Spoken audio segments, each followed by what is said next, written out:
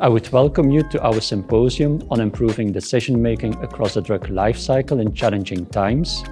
In our symposium, we will showcase the research of our regulatory sciences team at KU Leuven Faculty of Pharmaceutical Sciences. The symposium actually consists of 4 sessions, and in each session, our Minister for Health and Social Affairs, Frank van den Broeke, will be our virtual guest. In addition to that, our PhD researchers and external guest speakers will share their experience and their insights on a number of key topics. During the session, please feel free to submit your questions, which we will try to answer at the end of the session. And in order to do so, you can submit your questions via the chat box function. Today, we have arrived at the 3rd session of our symposium, in which we will focus on the value assessment of novel medicines. And this topic will be introduced by Khadidja Abdallah, who in her PhD research focuses on payment and budget impact of orphan medicines. Khadidja, the floor is yours. Health authorities have often been scrutinized or even criticized for not reimbursing novel drugs. You might remember the story about baby Pia, where a crowdfunding initiative was set up for the high-cost gene therapy. Today, again, there are similar stories, like the story about little Aya that is in a similar situation as baby Pia. But also, patients' organizations have fought a long 4-year battle to get drugs like Orkambi and Symkevi reimbursed for cystic fibrosis. And today, there is even a reimbursement application going on for a 3rd drug, Kaftrio, for cystic fibrosis. But why does it take health authorities so long, or are they so skeptical sometimes to reimburse these novel drugs? When a drug gets approved for the market on an EU level, it doesn't necessarily mean that a drug will get access to the market nationally. Some health authorities go through a health technology assessment. This is an evaluation process where they gauge the value of the drug and also the affordability of the drug in their healthcare system. Now, this evaluation consists of 5 fundamentals, which are clinical effectiveness, cost effectiveness, safety, but also budget impact and disease context. However, some studies have said that these fundamentals are not enough to really value a drug, and they have advocated to incorporate aspects such as real-world evidence, legal aspects, patient preferences, but also technical characteristics and horizon scanning throughout this framework. But also that stakeholders should be involved along the way. Now, today, the challenge is to form this one overarching framework where these aspects would be incorporated.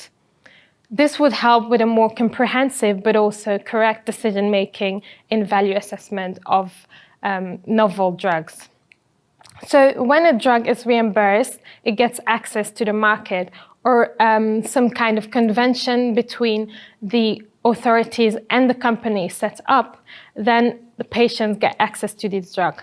But this process can take up to 180 days, and in the case of conventions, which is usually the case for novel drugs, this can take even longer. Another aspect that has to be considered by health authorities is the fact that in the past 5 years, more than 1 billion euros has been spent over the pharmaceutical budget. And data from 2018 show that 30% of the healthcare spendings of pharmaceutical budget went to novel drugs. So a proper value assessment is really needed. Next will be key insights from our Minister of Health and Social Affairs, Frank van den Broeke, followed by some words from my PhD colleagues. Alessandra Blonda will go into the value assessment of nusinersen, and Laurenz Govaerts will talk about a new framework for the evaluation of precision medicines. Lastly, we'll have a word from our external speaker, Anouk Waeytens, that will go into horizon scanning in value assessment.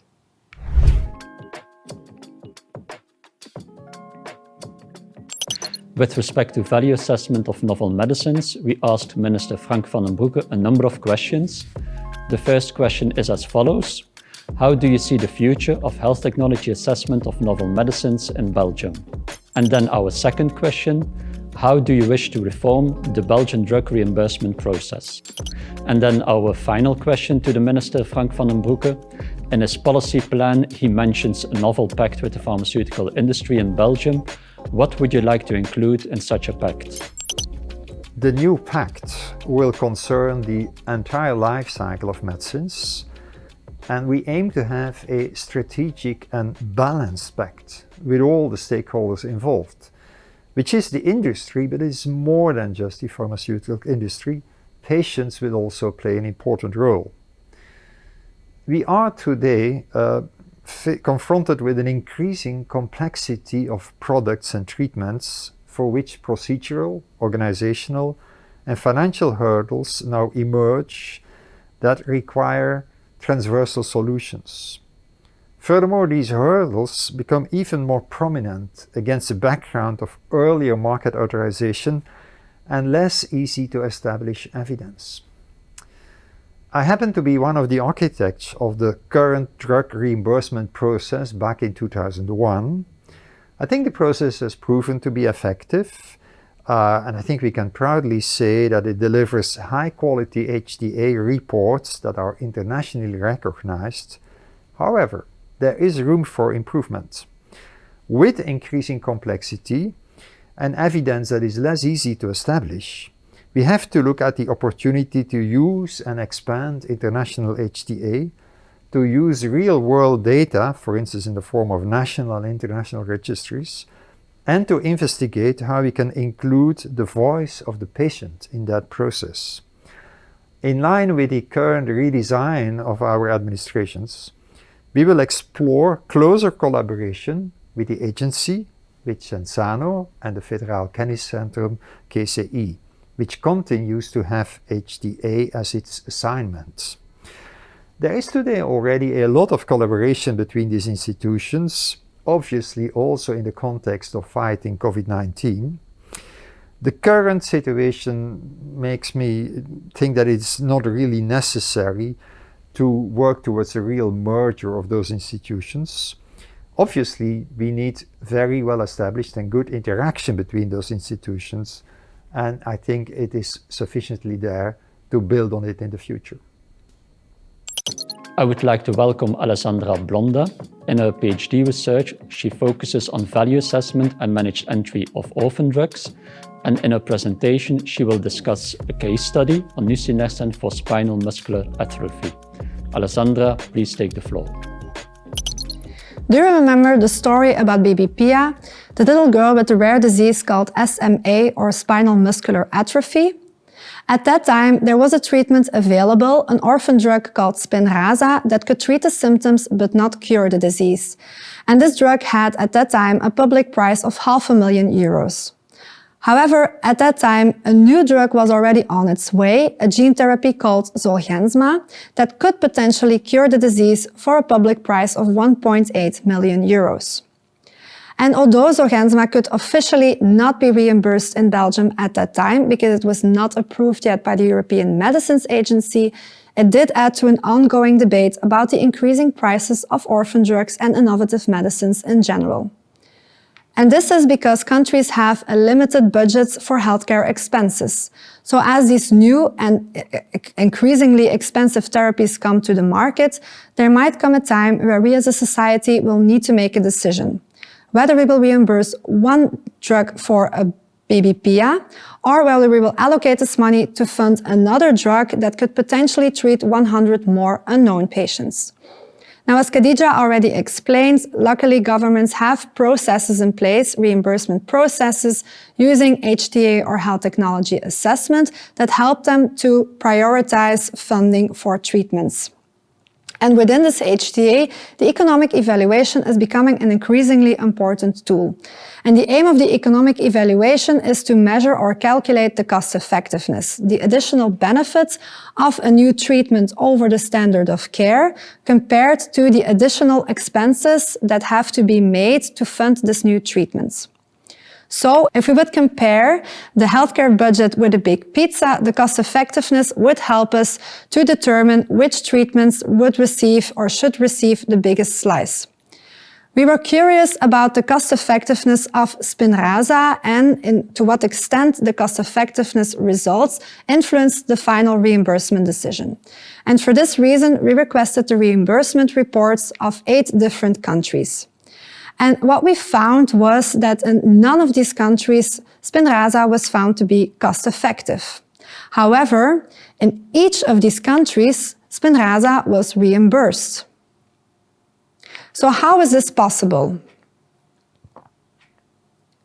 Well, we found that it's actually not easy to determine the cost effectiveness of Spinraza. And this is due to several barriers that we also see within the field of orphan drugs in general. For instance, SMA affects mainly young children. And we have these standardized questionnaires in place that allow us to determine the health benefits of a treatment in these patients. However, can you imagine asking a 2-year-old to fill in a standardized questionnaire on the benefit of its treatment? This is nearly impossible. Second, the data that we use to calculate cost effectiveness mainly come from the clinical trials. And these clinical trials normally enroll a more healthy subgroup of patients.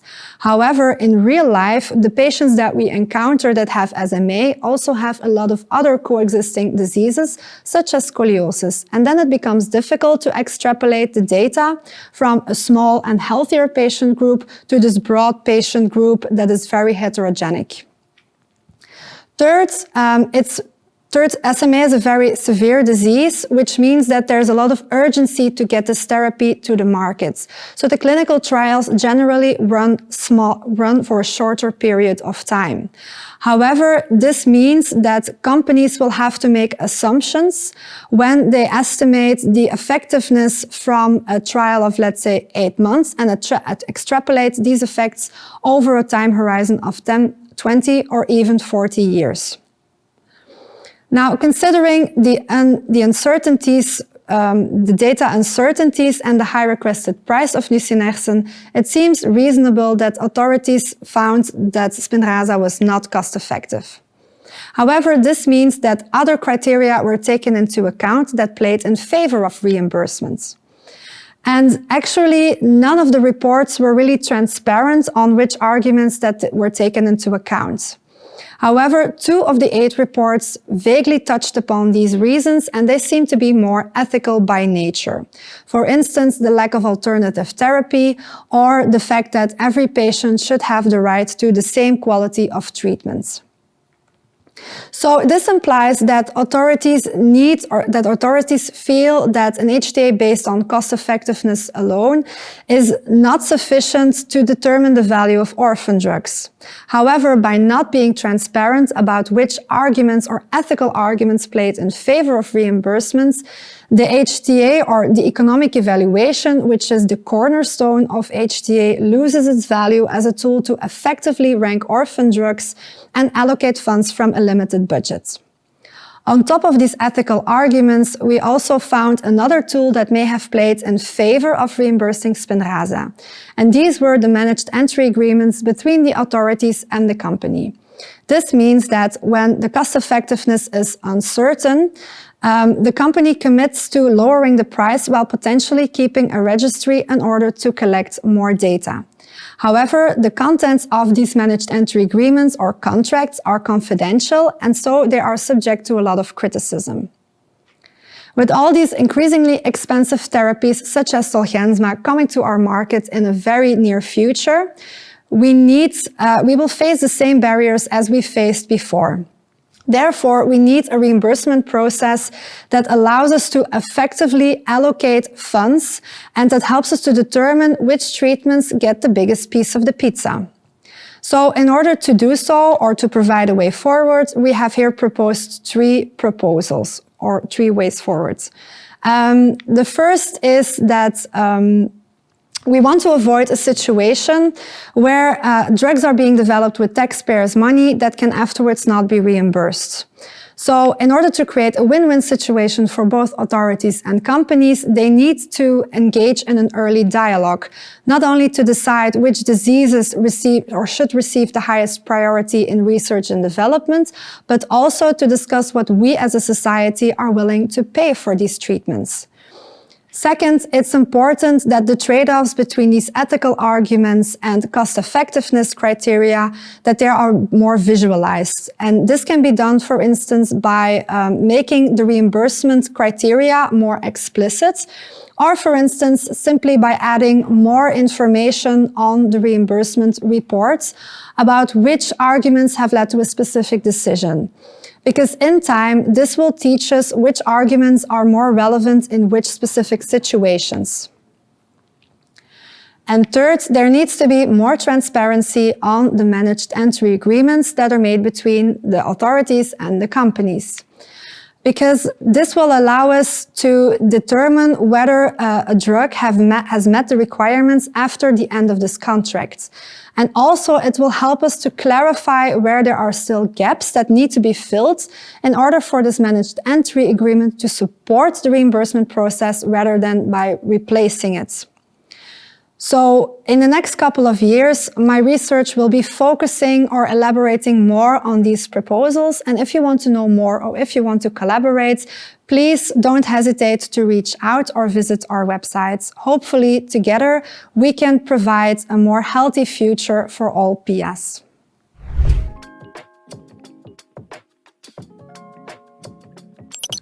Thank you, Alessandra. Looking at another important class of medicines, personalized medicines or medicines in combination with the diagnostic test, Laurenz Govaerts will examine how we can assess the value of personalized medicines in his PhD project, which is supported by the Foundation for Scientific Research. Laurenz, please go ahead. Precision medicine has already been around for nearly 2 decades. However, the last decade we've seen a tremendous increase in the amount of precision medicines entering the European market. And once they enter the market, it's up to Receive Enami, the healthcare payer of Belgium, to really assess what is at the core value of precision medicine. And we will see that this is not an easy endeavor. It is actually quite complex. But maybe first, what is precision medicine?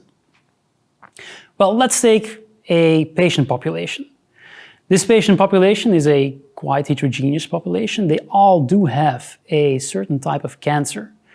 They share clinical pathological factors. However, once we look at how these cancers evolved or proliferate in a biological means, we notice that some cancers can be identified with a specific biomarker. They share a common pathway, apparently. Now, this biomarker can be anything between a genetic mutation or a protein which is being expressed way more than any other protein on the cell surface. And we can use that information to stratify these patients. And by doing this, we utilize the common technology for this, which is an in vitro diagnostic test. Now, this in vitro diagnostic test then stratifies patients into a patient positive or biomarker positive population and a biomarker negative patient population. For the biomarker positive population, we know that these patients have this common trait, a common pathway for which opens up for us a vector of attack by introducing a precision therapy, which either directly or indirectly interacts with the biomarker and therefore benefits these patients in their battle against cancer. Now, on the other hand, for the patients who do not have this biomarker, here we don't know how the cancer proliferates. And these patients can still rely on chemotherapy. Now, the end result is that these stratification and by consequence, the administration of both therapies would increase the overall health gain in the healthcare system. And this is what Receive Enami really wants to see. Now, you understand that this requires basically the cooperation of the in vitro diagnostic on the one hand and the therapeutics on the other hand, and that the assessment of these two entities is quite different. Now maybe let's look first at the assessment of the in vitro diagnostic to truly understand what's happening and how in vitro diagnostics are assessed by Risivinami. At the core of the in vitro diagnostic assessment is the comparison of the performance of our in vitro diagnostic and compare that performance to what we call a gold standard test. This is a test which is being conducted in a very controlled environment. And what we basically do is we match the outcomes of the in vitro diagnostic test that we use in the clinical practice and the outcomes of the gold standard. And this is either correct or incorrect. Now let's take a look at the therapeutic side. Now this is an assessment. This is an assessment which is being conducted by Risivinami as well. And in order to know that both patient subgroups receive the optimal treatment, well, we have to also introduce a comparator. And for the biomarker-positive patient population, this involves the use of a chemotherapy comparator group. And in the biomarker-negative patient, this involves the use of a precision therapy in the comparator group. And from this analysis, we then draw Kaplan-Meier curves. Kaplan-Meier curves from which we then derive information on hazard ratios, for example. Now, let's take a step back and look at the entire picture. As you can see, we have evaluated now two entities, which in precision medicine actually produce the effect jointly. They are codependent upon one another. So for Risivinami, it is quite clear that these two entities should be assessed jointly. However, as you can see, this is a quite complex endeavor. And not only is this complex, but conveying what lies at the core, lies at the value, what precision medicine is all about, is here obfuscated. Because if we want to describe this system, we have to resort to either the parameters of an in vitro diagnostic test or the parameters of the therapeutic. Now, this is where we come into play. We thought that if we could create a parameter that incorporates both entities into one set of parameters, that this novel set would better convey the value that is being created here. Now, how did we do this? Well, we took the outcomes of the therapeutic and we incorporated that into the common parameters of an in vitro diagnostic test. Common parameters such as sensitivity, specificity, and the negative and the positive predictive value. Now understand what is happening here. We are matching the results that we have obtained by administering both the precision therapy and the comparator therapy in both subgroups, and we are matching the results to the stratification of the in vitro diagnostic. And this is what lies at the core of precision medicine. We are not conducting the test to really know that this biomarker is present in one patient population and not in the other. No, we are conducting this test to assess if the patient population that we stratify in the end will benefit from the therapies that we've chosen. Now let me illustrate how this works for two parameters, one set of parameters, the NPV and the PPV value, where it becomes really intuitive how to interpret precision medicine practice. Here you see two axes. Let's just first look at the horizontal axis. The positive predictive value is the probability that a biomarker-positive patient population will benefit from precision therapy. And this is expressed as a probability between 0 and 1. The higher the probability, the more likely this patient population will benefit from precision medicine. The lower this probability, well, then this patient population might benefit more from chemotherapy. And on the other hand, for the NPV on the vertical axis, we have the probability that a biomarker-negative patient population benefits from chemotherapy over precision therapy. And the higher the probability here, the more benefit is being derived for this patient population from chemotherapy as compared to the targeted therapy, the precision therapy. Now, what do we want to see? Because what we have done now is we've calculated all of the NPV and PPV values from all of the available precision medicines currently on the market within the European Union, for those at least that had the available evidence. And we've plotted them onto this graph. Now, before I show you the results of this study, let me first reiterate what we want to see. We want to see that most of the points, the data points, are as far away removed from the center of this graph. Why is this? Because at the center of the graph is the 50-50% probability. If a data point is at the very center of this graph, it doesn't really matter that we know that there is a biomarker or that there isn't a biomarker. We might as well flip a coin over it to determine which therapy will benefit. It's a 50-50 payoff. Now, secondly, what we want to see is that most of our data points are either on the top right corner or in the bottom left corner. Here we can see a clear distinction between the benefit that is being derived from either subgroup for either therapy. For example, in the top right corner you will notice that the patient-negative population will derive benefit from chemotherapy and that the patient-positive population will derive benefit from precision medicine. And this is what we want to see. However, we want to avoid that our data points end up in the top left and bottom right corner because it's clear here. All of the patient populations derive benefit from either the chemotherapy or the precision therapy. Now let's take a look at our results. Here we see that most of our data points are indeed farther away removed from the center of the graph. Although we notice that for some precision medicines, they are removed way further from the center than others, meaning that they provide more information to the treating clinician to the healthcare decision maker, such as Rizivinami. We also notice that in the bottom right, some of the precision medicines actually are even beneficial in both subgroups. And this is not really what is at the core of precision medicine. Now, understand what we have done here.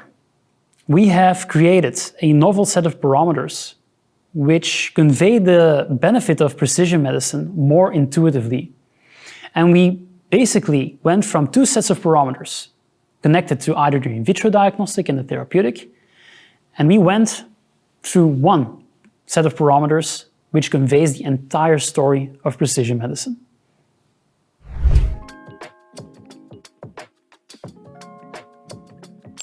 I would like to welcome our guest speaker, Anouk Waeytens. She is a policy advisor to the Minister for Health and Social Affairs, and she will discuss horizon scanning and how early dialogue can improve decision-making and value assessment of novel medicines. Anouk, we are looking forward to hear about your insights. Hello, everybody.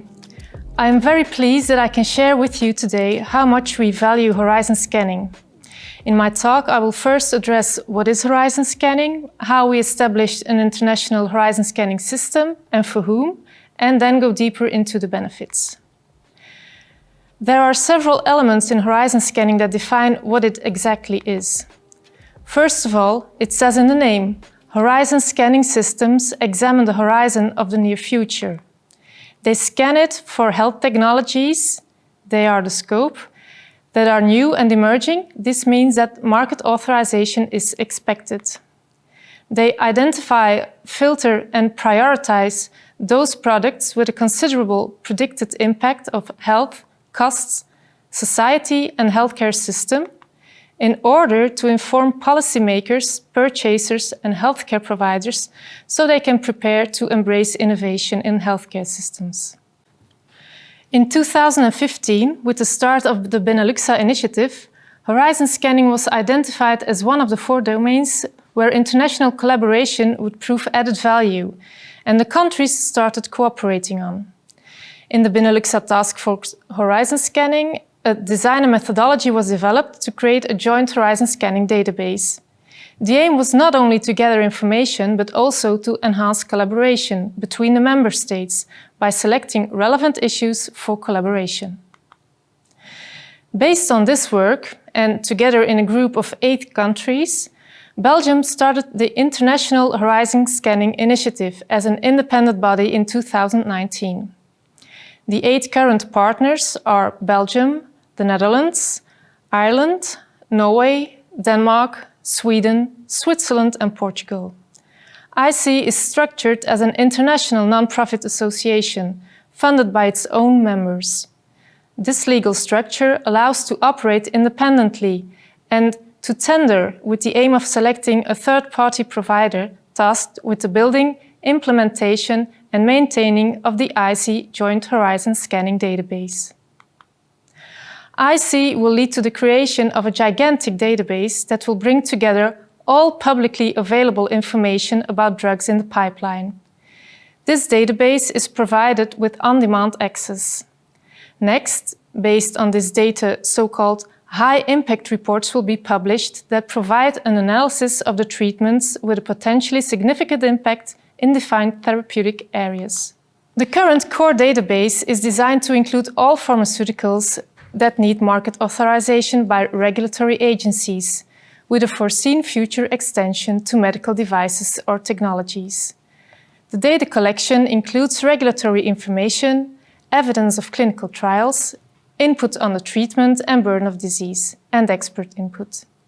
This core database is updated regularly. The Horizon scanning system will filter these data on the basis of a defined set of criteria to deliver a filtered dataset containing those pharmaceuticals of interest. One of the key elements of IC is that IC is owner of the data and that the information is non-confidential, so that we can publish this information when we want and how we want. Next to the filter dataset, a list with withdrawn or failed pharmaceuticals is available, as well as an overall archive of authorized pharmaceuticals. The filter dataset will allow to prioritize to have a more detailed deliverable, the high-impact reports. These high-impact reports that will be published regularly will give an overview and analyze treatments with a potential important impact entering a specific therapeutic domain, such as oncology or chronic immune diseases. Information in the high-impact reports is validated by several international experts to give more weight to the impact analysis of the new products emerging the market. The high-impact reports will rank products per therapeutic group in terms of their potential impact. Healthcare costs at the population and patient level, including an assessment of the volume. Innovativeness. Is it a first-in-class product? Are there alternatives? What is the therapeutic and societal need? What is the clinical evidence? What are the outcomes? Is there an orphan disease, or does it concern a big and hard-to-define patient population? And not to forget, are there any organizational consequences? It is important to highlight that IC is like a library containing information based on publicly available data, that the data collected is factual and is owned by paying participants. However, IC as a central unit does not prioritize for countries, does not make any decisions on pricing and reimbursement, nor on market entry, and the data collected is not tailored to individual countries. The business case for the Horizon scanning system depends on the extent in which participating countries seek to fine-tune the available information to their national stakeholders. The use of Horizon scanning outcomes can benefit a wide array of end users in the national health system. In IC, each individual country decides which national stakeholders have access to any or all of the information of the database. These can be the obvious, such as payers, HTA bodies, regulatory bodies, but also patient organizations, hospitals, and specialists. We are convinced that a smart healthcare database collecting all publicly available information about health technologies in the pipeline can make a big difference. After all, governments and more broadly healthcare systems can better anticipate innovative treatments if they know in advance what's coming their way. They can then set priorities in the expenditure for medicines, take into account the emergence of new alternatives when evaluating existing resources, determine the place of new treatments in existing guidelines, set up specialized centers and train health workers, and identify needs for which insufficient treatments are available. In addition, the cooperation also allows for entering into voluntary joint health technology assessments and voluntary joint negotiations, as it enables preparations with other countries at an early stage. An important feature of a horizon scanning system is that it allows for setting priorities and strategic planning, and by doing so, it has a potential to increase access for patients. For each user, this may have different meaning. For national, regional, or local governments, an horizon scanning system will allow for setting of priorities in policymaking for those issues that are most urgent. For example, when hepatitis C products came to market, in many countries at first, only patients with the severest degree of the disease were entitled to treatment due to cost of that treatment. If a year before these products came on the market, the governments had decided on an implementation of treatment strategy, the mayhem surrounding the introduction of the hepatitis C products and who would get access may have been prevented or at least mitigated. For assessment bodies, a horizon scan system will allow for capacity planning, for health technology assessment, and for planning of consultations with health professionals and organizations before market entry. For medical associations, it will allow better strategic planning for drafting guidelines and preparing to receive patients, especially if there are products entering a market where there's a high unmet medical need. Knowing which pharmaceuticals and medical technologies will enter the market within the next year allows for more realistic budget planning, where if there's no horizon scanning system, this is not possible or is solely based on historical data. All payers, public and private, have the potential to use horizon scanning for this. Forecast of budget impact may also flag potential issues of budget gaps, displacement of care, and may necessitate reallocation of monies. A horizon scanning system can lead to efficiency gains in terms of time between market entry and access for patients to pharmaceuticals or medical technologies. Knowing what is coming to market, thanks to horizon scanning system and the logistics of the process that need to be followed, it is possible to align market authorization or certification and reimbursement processes together with resources in such a way that time to access can be minimized and much improved compared to the current situation. In Belgium, it is possible for a manufacturer to submit an assessment dossier upon CHMP opinion. This is on average 2 months before market authorization. Good planning, based on an horizon scanning system, paired with a national horizon scan input, would theoretically allow finishing an assessment 2 months after central market authorization. Companies are able to control what information on products in the pipeline they share. This results in an information asymmetry between industry and payers. Payers have limited or no insights into what is coming, when, and under which circumstances. Even though central registration bodies such as EMA and the FDA also hold a large share of predictive information, this is to a large extent not publicly available. Currently, the information required is only available just before market launch. Payers and other important stakeholders, including patients, miss a substantial amount of relevant information that would allow them to act earlier.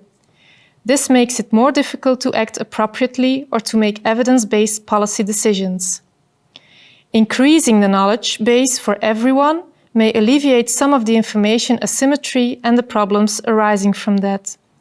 This means that everyone with access to the same level of information can also talk at the same level about that data and start to cooperate on a more strategic, proactive level instead of only reacting to circumstance.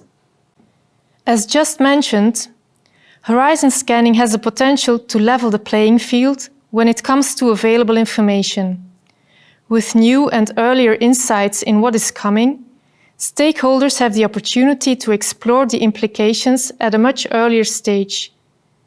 It allows for early dialogue with various stakeholders, including other payers, patients, medical specialists, and industry.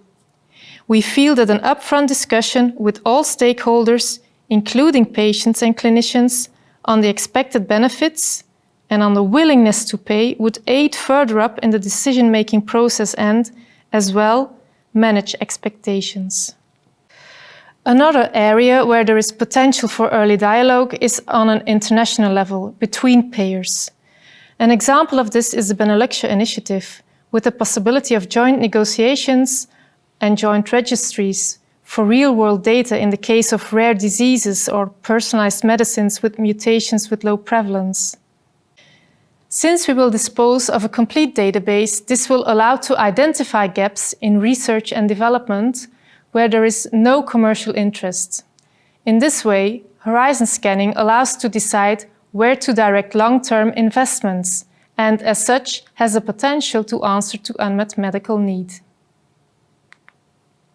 So the final goal and value of horizon scanning is that governments can better anticipate innovative treatments if they know in advance what is coming their way, to ensure that health systems can embrace innovation in a sustainable way. I would like to end with informing you that IC is in the final phase of awarding a tender to a third-party provider tasked with building and implementing the IC Joint Horizon Scanning database. The first datasets are expected in the first quarter of 2022, which brings me to my final slide and the announcement of the first ever IC Symposium, which is to be held on the 4th and 5th of November, place to be determined. I hope that I have persuaded you of the value of horizon scanning. I thank you very much for your attention and I'm very willing to take any questions.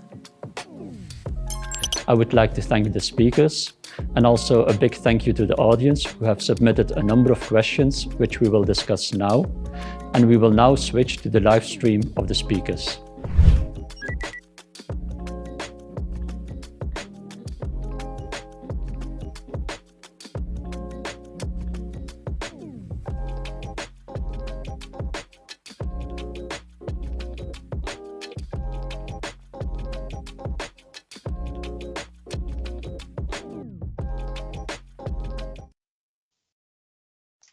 Good afternoon, and I would like to welcome you all to this live Q&A session. We had some great presentations and the speakers are lined up now to answer the questions that you have sent to us through the chat function or by other ways.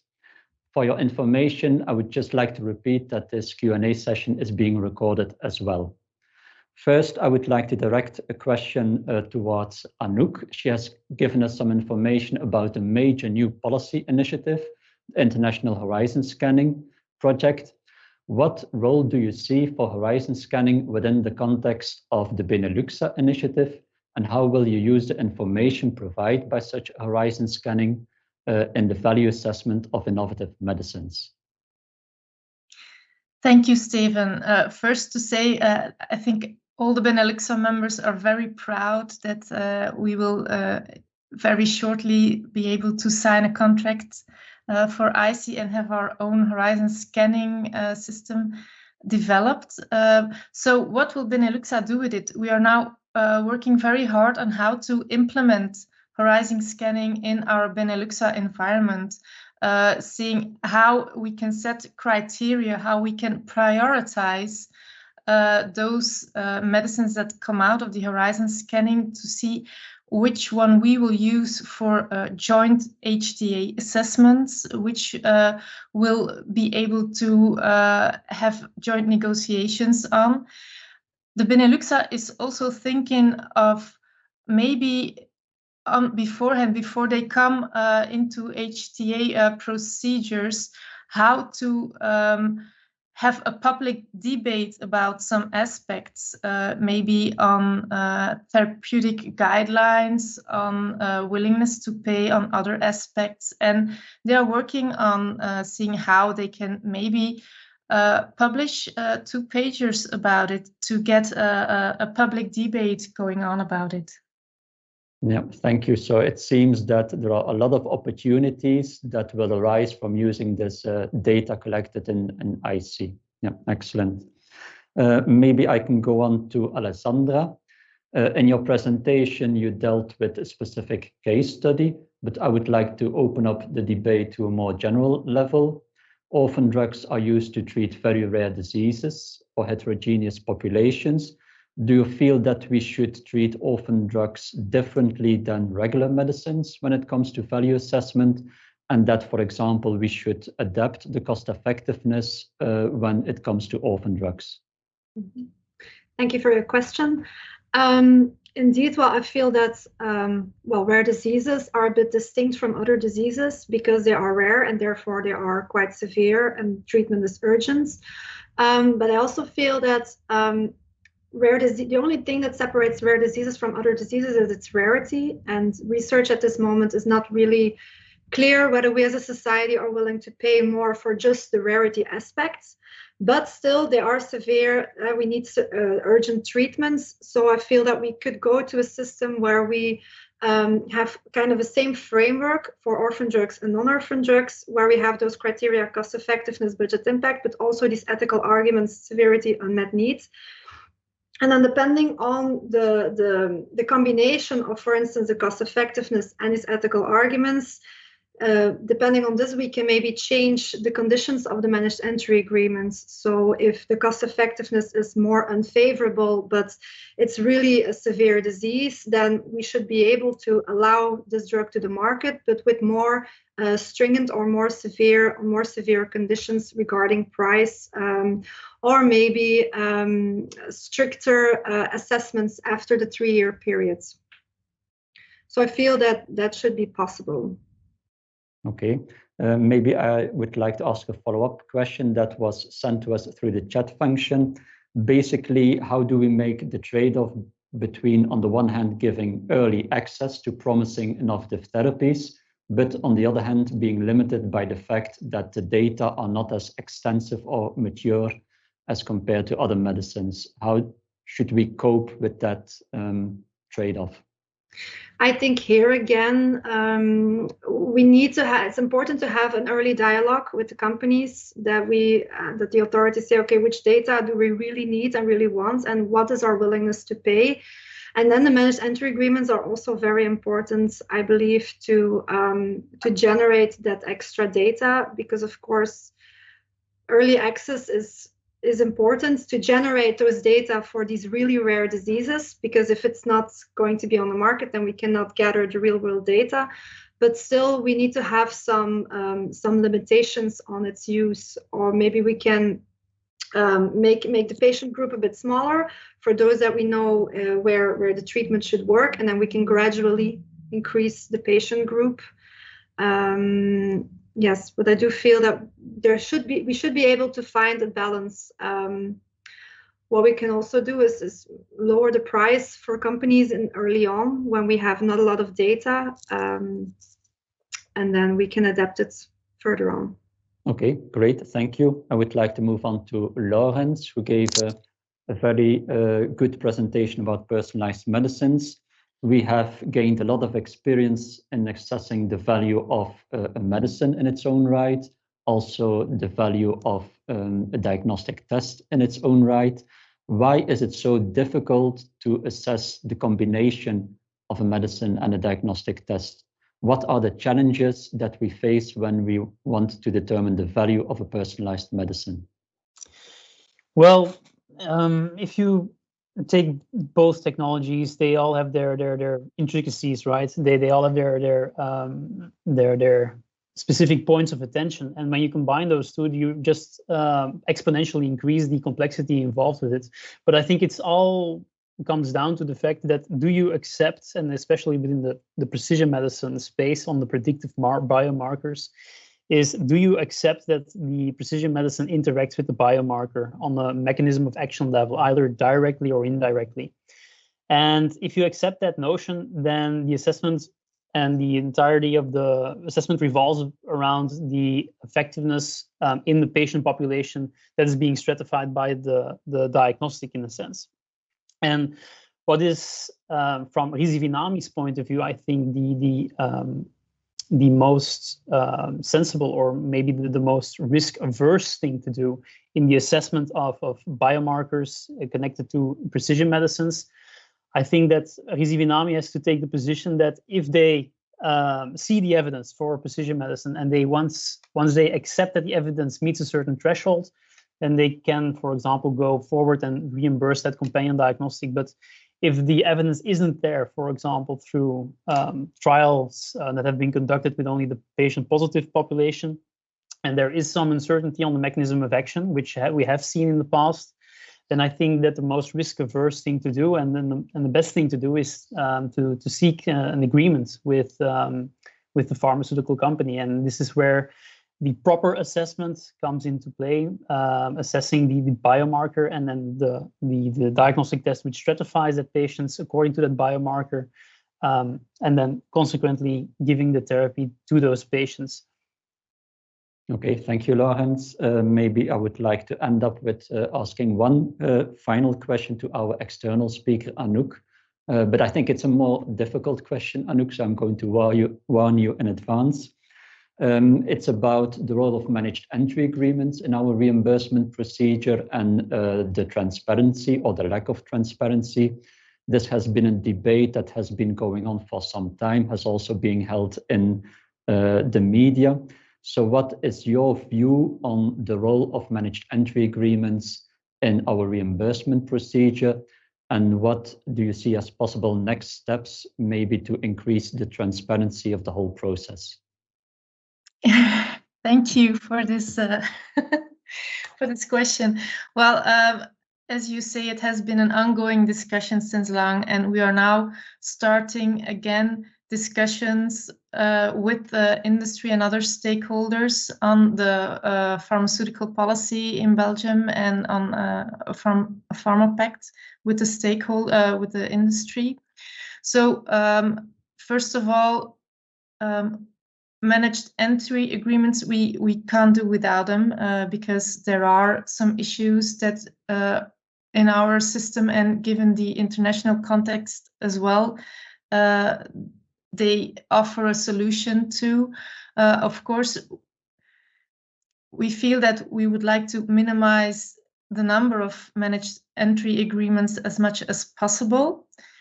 About the transparency, of course, one very important aspect is the confidentiality, especially of the price and of the compensational mechanism that is in such managed entry agreements. I thought I heard mentioning that there are also other aspects, and this is important to stress because sometimes people forget about it. There's also a lot of uncertainties that are addressed in these managed entry agreements on efficacy, on real effectiveness in practice. And these can be addressed in these managed entry agreements. And actually, these are part of the transparent part of the managed entry agreements. First of all, when the Commission gives its appraisal for a drug and gives a proposal, it has to enlist an amount of uncertainties or problems that they want to have answers to at the end of a managed entry agreements. These are public, so everyone can read it. And these are also, they need to be assessed after the managed entry agreement comes to an end. So I think it's a very important aspect to see that we are able to have also transparent outcomes on these managed entry agreements. Yeah, but if I understand you correctly, indeed, we can move forward by identifying the key areas of uncertainty that will be addressed in such a managed entry agreement, and also how they will be assessed when the agreement comes to an end. And I think that would be already a big step forward. Thank you for your contribution. I would like to thank all the people who are listening at home or in the work office and participating in our webinar today. I would like to thank our speakers, our external speaker, Anouk Waeytens, and the two PhD researchers, Laurenz and Alessandra, for sharing their insights with us. It gives us much food for reflection. And I would like to end by wishing you a very nice weekend. Enjoy some of the nicer weather that hopefully we will enjoy. But I would also like to remind you that our fourth and final webinar will take place next Monday. And we hope to be able to welcome you then again. Thank you and goodbye.